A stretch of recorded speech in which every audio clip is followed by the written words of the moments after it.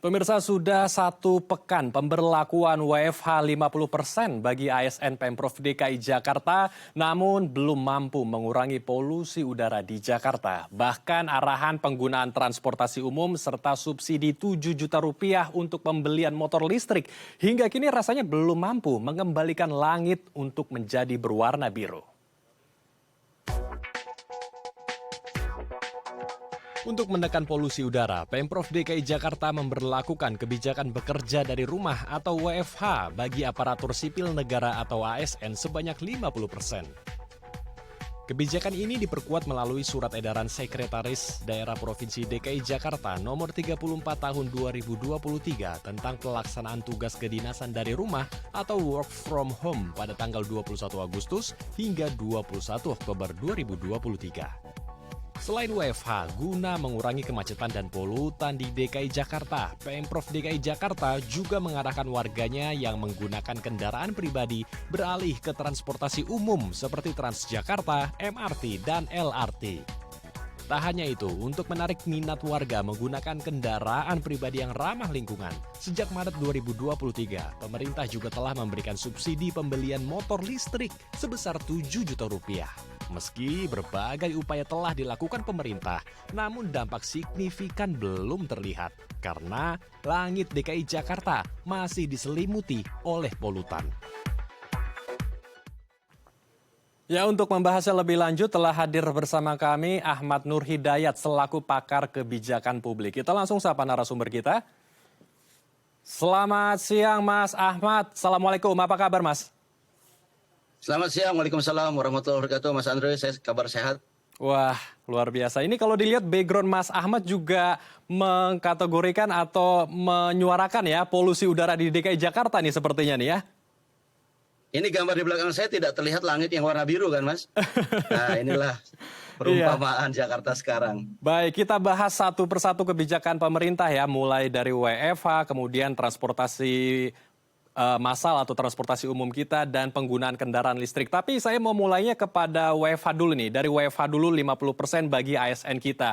Sudah lebih dari 1 pekan WFH diberlakukan bagi para ASN. Tetapi buktinya atau impact-nya belum begitu terlihat signifikan ya. Karena warna langit di DKI Jakarta belum biru. Masih abu-abu karena ada polutan. Apa sebetulnya yang salah, Mas Ahmad? Iya, sepekan WFH diterapkan untuk 50% ASN, ternyata tidak mengurangi polusi udara secara efektif ya. Bahkan kalau kita lihat dari surat edaran yang dikeluarkan, itu tidak disebutkan untuk memitigasi polusi udara, itu hanya untuk memberikan kelancaran pada KTT. Jadi secara public policy, proses policy makingnya, itu tujuannya memang sebetulnya bukan untuk polusi udara. Jadi saya ingin garis bawahi bahwa kalau narasinya kemudian ingin menuntaskan polusi udara dengan cara WFH, tentu saja itu berdasarkan esainya saja bukan untuk itu ya. Jadi sekali lagi kalau WFH dikaitkan dengan polusi udara selama 1 pekan ini, maka kita menemukan fakta bahwa tindakan kebijakan WFH tidak efektif sama sekali. Oke, jadi kebijakan ini tidak efektif sama sekali. Namun kalau pemerintah DKI Jakarta masih ingin mengembangkan WFH yang tadinya ASN, akankah nanti juga akan melebar ke pihak swasta atau perusahaan-perusahaan swasta agar kembali bisa WFH sehingga bisa menekan mobilitas warganya sehingga bisa menekan juga polusi udara? Tanggapan Anda, Mas Ahmad? Jadi penerapan WFH secara ekstrim sekalipun misalkan ya 100% misalkan ASN bekerja di rumah, dilibatkan oleh swasta. Let's say katakanlah situasinya sama seperti pandemi COVID, saya kira ini punya impact ya yang positif terhadap polusi udara. Tetapi keep in mind bahwa menghalangi atau membatasi mobilisasi masyarakat ini juga berdampak negatif terhadap pertumbuhan ekonomi. Jadi bagaimana masyarakat mau bekerja, tukang-tukang ojek online bisa mendapatkan pelanggan kalau seandainya diterapkan seperti zaman COVID dulu. Jadi sekali lagi mengurangi polusi udara dengan cara membatasi mobilitas penduduk ini tidak efektif dalam arti akan punya trade-off yang sangat besar terhadap pertumbuhan ekonomi, Mas. Jadi harus diterapkan hati-hati ini. Malah sebetulnya ada cara-cara lain yang menurut saya bisa dilakukan di jangka pendek ataupun jangka panjang ya. Jangka pendek misalkan dengan cara rekayasa cuaca. Misalkan pemerintah DKI beserta instansi lain itu menurunkan kebijakan membuat hujan buatan misalkan di Jakarta dan sekitarnya. Cuman kalau saya dengar dari teman-teman ahli lingkungan, percuma ya menyebar garam di atas langit Jakarta karena memang situasinya ternyata cuaca yang terjadi ini sangat ekstrim. Jadi uap-uap air di atas atmosfer kita juga ternyata menipis sekali. Nah ini kan nggak bisa berarti dilakukan dengan cara-cara yang biasa, yang standar. Nah pemerintah saya kira perlu menerapkan cara lain yang lebih konkret, ya, yang lebih efektif untuk menerapkan polusi udara. Salah satunya misalkan saya kasih contoh adalah dengan cara misalkan pengaturan jam kerja. Di Mexico City itu sudah menerapkan 3 pola, Mas, pengaturan jam kerja buat masyarakat di Mexico City. Yang pertama adalah buat pegawai ASN, yang kedua adalah buat para pelajar sekolah, dan yang ketiga adalah buat para pekerja swasta. Nah, dengan dibedakan itu bisa jadi akan mengatasi polusi udara yang berlebihan yang tiba di dalam satu waktu yang sama dan juga bisa menghindari kemacetan. Nah, saya kira itu bisa jangka pendek yang bisa diterapkan ya untuk kota Jakarta. Baik, jadi WFH tidak begitu signifikan ya untuk menekan polusi kita, polusi udara di DKI Jakarta utamanya. Bahkan justru bisa berimbas ke sektor lain seperti ekonomi ya. Pelaku UMKM kita akan terkena imbasnya karena ada begitu banyak sektor yang tidak bisa bermobilisasi. Saya ingin bergeser ke transportasi juga karena ini juga menyumbang besar polutan di DKI Jakarta, kurang lebih sekitar 44%. Koreksi kalau saya salah, Mas Ahmad. Kalau dari Mas Ahmad sendiri, bagaimana melihat TDM kita, Transportation Demand Management, atau kebijakan untuk mengatur warganya dalam menggunakan kendaraan pribadi? Karena kalau kita lihat di DKI Jakarta ini transportasi massalnya, transportasi umumnya sudah begitu banyak ya. Transjakarta, ada LRT, ada MRT, Jaklingko juga sudah dibuat. Namun mengapa sepertinya sulit sekali untuk mengalihkan warga dari transportasi pribadi ke transportasi umum? Mas Ahmad. Ya, saya apresiasi dulu ya apa yang dilakukan oleh pemerintah DKI. Setidaknya bukan hanya periode yang sekarang, tapi periode-periode sebelumnya, di mana sudah mulai melakukan alternatif public transportation ya, yang nyaman. Sebutlah MRT ya, udah kita nikmati hampir 3 tahun.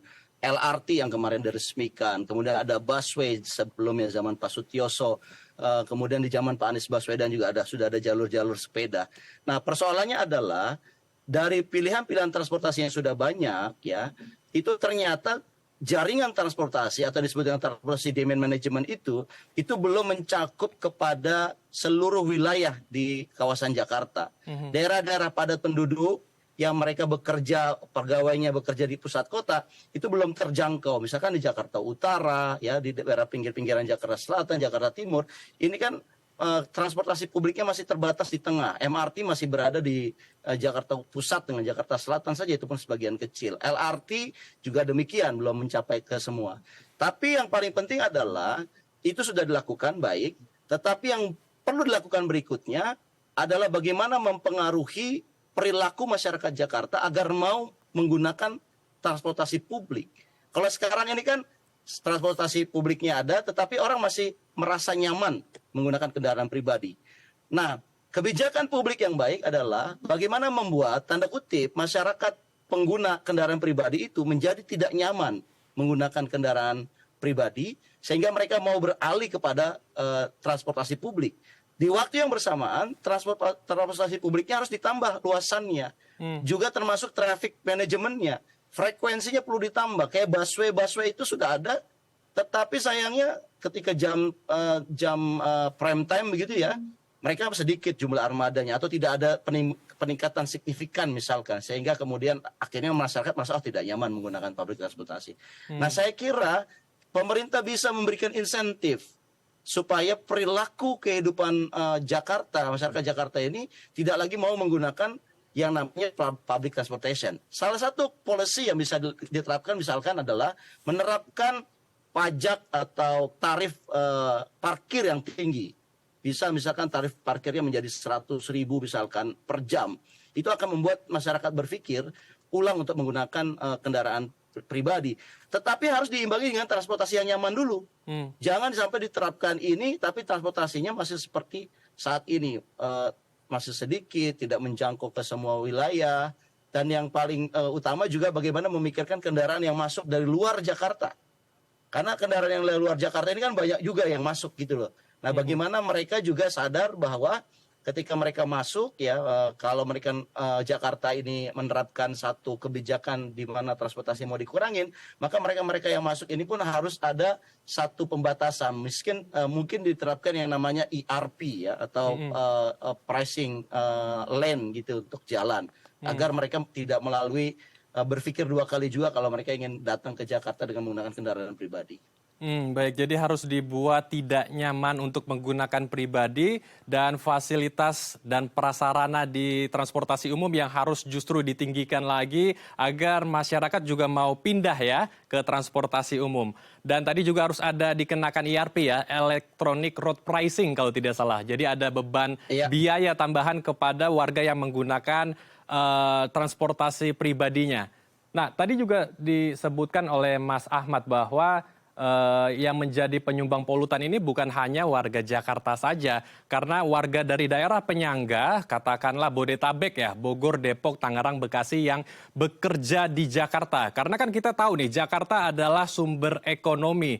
Seperti gula lah, ibaratnya menjadi sebuah sektor atau tempat di mana banyak bisa mencari pekerjaan di sana. Lalu kalau orang yang di daerah Bodetabek, Bogor, Depok, Tangerang, Bekasi ingin pindah ke transportasi massal, mereka kebanyakan berpikir, Mas Ahmad, ketika saya ingin ke transportasi massal, kembali lagi, mereka harus menggunakan ojek online, dan ketika menggunakan ojek online, mereka berpikir lagi akan ada biaya tambahan yang keluar, dan waktu tunggunya ojek online itu juga akan membebani para warga Bodetabek ya, Bogor, Depok, Tangerang, Bekasi. Nah, artinya apakah harus ada koordinasi juga antara pemerintah DKI Jakarta dengan pemerintah penyangga sehingga ada sinkronisasi, ada jembatan dan feeder-feeder dari transportasi umum juga bisa terkoneksi, Mas Ahmad? Ya, saya kira ini adalah tugas besar ya yang harus dilakukan oleh pemerintah DKI, bekerja sama dengan transportasi umum ya, pihak perhubungan dan juga pihak pekerjaan umum untuk mengintegrasikan ya bagaimana feeder-feeder untuk transportasi publik ini semakin mudah, semakin layak, dan feeder-feeder ini sudah dipetakan bahwa mereka yang dari luar kota itu datang ke Jakarta mau ngapain. Kalau mereka tujuannya adalah untuk bekerja, kan tempat-tempat pekerjaan kan sudah diatur tata ruangnya kan. Jadi di situ lebih sangat tersistematis ya, mereka datang katakanlah dari Bogor, dari Depok ya, menggunakan komuter lain. Mereka tiba di stasiun-stasiun unggulan untuk bekerja, misalkan Duku Atas. Nah, itu kemudian langsung dipikirkan bagaimana network selanjutnya ke tempat-tempat pekerjaan mereka. Nah, itu yang disebut dengan traffic management. Saya kira kita perlu memikirkan secara serius ya bagaimana mengatur lalu lintas, terutama di pagi hari untuk masyarakat kita bekerja. Tetapi Mas Andreo, saya ingin katakan yang lain, bahwa selain transportasi kita juga sudah ada keinginan untuk perbaikan. Pemerintah kan juga ingin menerapkan mobil listrik. Nah, mobil listrik pada waktu yang bersamaan tidak akan juga menyelesaikan masalah polusi. Kenapa? Kalau mobil listrik atau kendaraan listrik ini tidak diikuti dengan pengurangan kendaraan pribadi. Nah, pertanyaannya adalah ketika kita bicara motor, ya 74% masyarakat Jakarta menggunakan motor, itu data terakhir dari DKI. Penggunaan motor ini kan harus dikonversi. Sayangnya dengan memberikan subsidi 7 juta tadi, kendaraan motor ini kurang diminati. Kenapa? Karena prosedur subsidinya adalah diberikan hanya untuk kelompok-kelompok miskin. Padahal orang-orang di Jakarta yang punya motor itu tidak masuk dalam kelompok miskin. Mereka kelompok menengah yang rentan bisa jadi miskin kalau kena inflasi begitu ya. Sehingga aturan pemberian subsidinya harus segera direvisi bersamaan juga dengan revisi pemberian dari bansos, karena mereka yang berhak mendapatkan subsidi kendaraan motor listrik adalah mereka yang punya kartu katakanlah Indonesia Sehat atau Indonesia Pinter.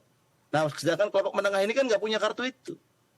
Nah, sehingga saya kira ini harus direvisi secara baik, dan tidak hanya sekedar subsidi ini untuk berjualan sepeda motor listrik, tetapi bagaimana mengkonversi. Jadi Kita ingin nanti data statistiknya subsidi itu diberikan kepada mereka yang berhasil mengkonversi dari motornya yang BBM menjadi motornya yang listrik. Itu yang diberikan subsidi, bukan mereka akhirnya membeli motor listrik baru. Sementara motor yang lamanya tetap mereka gunakan di jalan-jalan Jakarta.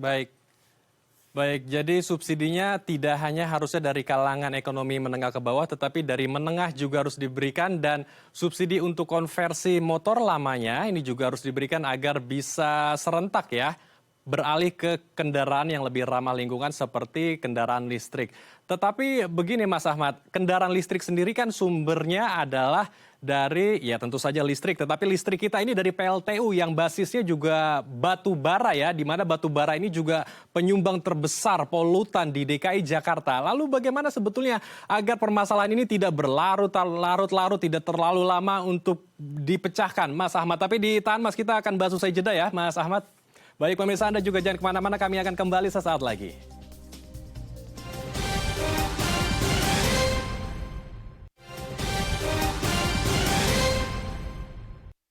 Terima kasih pemirsa, Anda masih bersama kami di Halo Indonesia. Kita akan melanjutkan perbincangan hangat kita bersama dengan Mas Ahmad selaku pakar kebijakan publik. Mas Ahmad, sebelum ke pertanyaan saya sebelumnya, ada beberapa pertanyaan lagi yang saya ingin ajukan ke Mas Ahmad terkait masih tentang transportasi umum kita ya. Kantong-kantong parkir ini juga menjadi pertimbangan agar orang mau beralih dari kendaraan pribadi ke transportasi massalnya. Dan pembatasan usia mobil di Jakarta ini juga sebetulnya haruskah diperketat seperti di Singapura ya, mobil-mobil lama atau motor-motor yang sudah tua sebaiknya tidak diizinkan untuk bermobilisasi untuk menekan polusi, Mas Ahmad? Ya, memang kalau kita bicara kendaraan tua, asumsinya bahwa kendaraan tua itu akan menciptakan emisi yang lebih besar dibandingkan kendaraan-kendaraan yang baru. Tetapi itu tidak sepenuhnya benar, manakala kendaraan-kendaraan tua itu menggunakan jenis BBM yang lebih ramah lingkungan seperti misalkan Pertamax atau di atasnya, sementara kendaraan baru masih menggunakan Pertalite atau di bawahnya. Jadi ini satu asumsi yang salah, tidak selalu tepat kalau mengatakan bahwa kendaraan lama itu juga menimbulkan polusi yang lebih banyak. Tergantung jenis bahan bakar yang digunakan. Jadi saya kira melarang ya kendaraan-kendaraan lama untuk berjalan di kota Jakarta perlu dilakukan dengan hati-hati, karena tidak semuanya kendaraan-kendaraan tersebut menghasilkan emisi buang yang lebih bahaya atau lebih besar dibandingkan dengan kendaraan-kendaraan lama. Tetapi saya kira harusnya pemerintah itu jangan fokus ke situ, karena itu kan urusan publik ya. Mereka sadar punya kendaraan lama, tetapi mereka mungkin juga sadar masih menggunakan emisinya lebih kotor, tapi mereka tidak punya kemampuan untuk membeli mobil baru. Nah, apakah mereka harus kita paksa? Nah, itu kan pertanyaannya, untuk membeli mobil baru misalkan kan kebijakan kan nggak boleh seperti itu kan, harus mempertimbangkan juga bagaimana kemampuan dari masyarakat. Makanya saya kira untuk membatasi kendaraan lama, kendaraan baru itu harus hati-hati. Tetapi yang paling penting saya kira menggalakkan publik agar publik mau menguji emisi kendaraannya secara rutin. Karena itu akan lebih menjamin polusi udara di Jakarta tidak bertambah parah gitu ya. Nah, saya tadi ingin menyinggung sedikit, Mas Andrew bilang, gimana kalau kendaraan listrik yang katanya ramah lingkungan, tetapi sumber listriknya berasal dari energi kotor. Nah, saya kira subsidi kendaraan listrik ataupun menggiatkan publik untuk menggunakan kendaraan listrik ini adalah satu langkah yang tepat ya untuk mengurangi polusi udara, tetapi efektivitasnya sangat tergantung kepada sumber listrik yang digunakan oleh negara itu. Nah, kalau kasus Indonesia, kita 68% sumber listriknya adalah dari batu bara. Kita membakar, mengeluarkan CO2 ke udara. Sehingga kendaraan listrik ini tidak bisa berjalan sendirian, dia harus paralel juga dengan investasi. Ya, bagaimana investasi itu digalakkan kepada investasi pada energi yang terbarukan dengan cara mendirikan pembangkit-pembangkit listrik yang lebih bersih dari angin, ya misalkan, kemudian dari tenaga surya. Ini kan yang kita lihat jarang sekali dibicarakan di publik. Ya, publik mau disodorkan hanya dengan narasi ini penting kendaraan listrik, ada subsidi. tetapi PLTU-nya, PLTA-nya, pembangkit tenaga listriknya tidak dipikirkan, tidak ada investasi baru di situ loh, Mas Andrew. Jadi agak salah kita kalau kita hanya bicara di satu sisi kendaraan listrik saja. Nah, PLTU itu sendiri sudah proven nih, ini data menunjukkan bahwa kalau kita bicara konsentrat PM 2.5 misalkan yang ada di udara, maka PLTU itu menyumbang tidak kalah besar dengan seluruh total kendaraan bermotor yang ada di Jakarta. Dan kita tahu PLTU yang ada di Muara Karang, PLTU yang ada di Tanjung Priuk, yang masih dalam kawasan DKI itu masih aktif beroperasi. Mereka menggunakan batu bara, mereka menggunakan gas untuk menghasilkan steam air. Dan itu menghasilkan buangan yang cukup signifikan. Nah, saya nggak tahu ya, kenapa pemerintah nggak mengambil kebijakan, oke, semua PLTU yang ada yang masih beroperasi di DKI ini harus direlokasi. Jadi kita ini tidak hidup di dekat dengan polusi udara gitu. Termasuk juga dengan pabrik-pabrik ya yang sudah umurnya 78 tahun ya, di Cakung, di Pulau Gadung. Itu mereka juga kan masih aktif beroperasi. Bagaimana kalau itu dikonversi misalkan itu menjadi industri kreatif, kawasan industri kreatif yang tidak ada polusinya. Sementara yang berpolusi tinggi itu sudah tidak bisa lagi dilarang beroperasi, mereka harus relokasi. Nah, itu saya kira salah satu contoh kebijakan yang tidak selalu memberatkan rakyat kecil, Mas. Dibandingkan dengan uji emisi ya misalkan, atau menaikkan parkir tarifnya untuk kendaraan yang lebih tua, itu menurut saya sangat memberatkan masyarakat. Baik, jadi harus dari dua sisi ya, tidak hanya mengajak warga untuk menggunakan kendaraan listrik, kemudian berpindah juga ke transportasi umum yang feeder-feedernya belum lengkap di daerah penyangga, Bodetabek, Bogor, Depok, Tangerang, Bekasi. Jadi mereka tentu akan lebih memilih ke kendaraan pribadinya biar lebih efisien dalam waktu dan juga uang. Tetapi kalau ditekan lagi untuk menggunakan kendaraan listrik ya akan beban lagi karena kendaraan listrik juga harganya saat ini juga tidak murah ya, akan jadi beban ekonomi lagi dari mereka. Untuk itu pemerintah juga harus melihat dari dua sisi ya. Pemerintah juga harus mengevaluasi ketika mau memberikan kendaraan listrik ke warga juga bebannya jangan terlalu besar, dan PLTU-nya juga harus yang lebih diperbarui yang tidak menggunakan batu bara, yang lebih ramah lingkungan lagi ya. Nah, selain PLTU dan transportasi umum kita, sebetulnya pemerintah juga haruskah menjadi role model, Mas Ahmad, agar menggunakan transportasi umum juga dalam keseharian mereka sehingga warganya kita juga bisa mengacu kepada pemerintah dan akhirnya semua serentak menggunakan kendaraan umum atau kendaraan yang lebih ramah lingkungan? Iya, benar sekali. Makanya saya mengkritik misalkan pemerintah DKI memberikan bantuan atau insentif kepada ASN agar menggunakan kendaraan listrik, kendaraan pribadi listrik.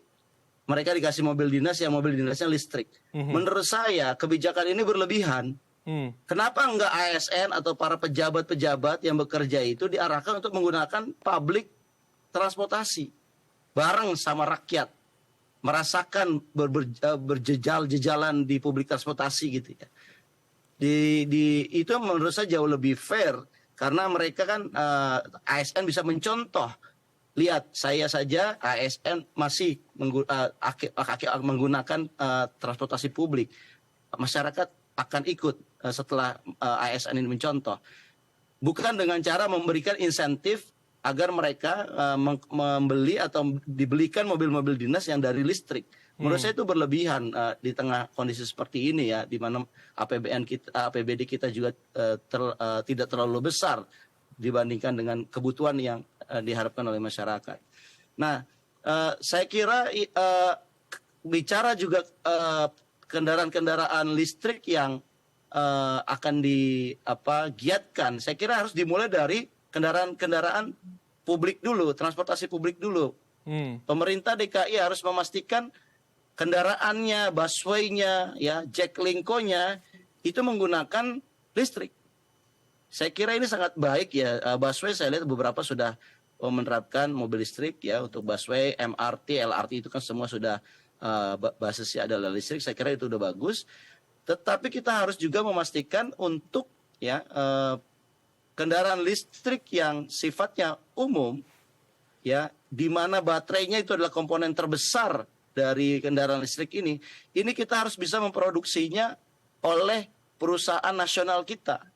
Jangan sampai kendaraan listrik yang kita giat-giatkan ini, ya terutama baterainya yang harganya itu 80% daripada harga kendaraan itu sendiri, ternyata ini masih impor. Berarti kita sedang menciptakan ketergantungan di masa depan. Karena baterai ini kan dia ada umurnya, dia harus kita ganti, harus recycle. Ya meskipun kita tiap hari mencharging, tetapi ada umurnya, katakan ada yang 5 tahun untuk motor ya. Ada yang 10 tahun untuk mobil. Nah begitu mereka menggantikan, ini nggak boleh kita tergantung sama negara lain. Kita harus punya industri baterai nasional. Nah saya kira sampai hari ini belum ada satupun industri baterai nasional yang telah beroperasi. Yang sedang direncanakan sudah ada. Tetapi yang betul-betul beroperasi sampai hari ini tidak ada. Artinya kalau kita lihat kendaraan motor listrik yang ada di jalanan, keep in mind bahwa baterainya itu dari impor. Kita belum bisa memproduksi itu sendiri. Artinya kita memberikan peluang membuka ketergantungan dari negara lain. Begitu. Baik. Jadi kembali lagi pemerintah harus menjadi contoh, harus menjadi role model agar warganya juga ikut ya menggunakan transportasi umum ataupun kendaraan ramah lingkungan. Dan pemerintah juga harus membangun industri baterai dalam negeri ya nasional agar kita juga tidak terus tergantung dengan luar negeri dan ekonomi kita juga akan bisa bertumbuh, berkembang ya, dan polusi udara juga akan terus tertekan. Terima kasih Mas Ahmad Nur Hidayat telah bergabung bersama kami di Halo Indonesia. Mohon maaf waktu kita terbatas, kita akan lanjutkan lagi di lain kesempatan Mas Ahmad. Assalamualaikum Mas, salam sehat. Waalaikumsalam, terima kasih Mas Andri, salam sehat. Pemirsa, usai jeda kami akan mengajak Anda berwisata ke Kota Lama di Padang, Sumatera Barat. Jangan kemana-mana, tetap di Halo Indonesia.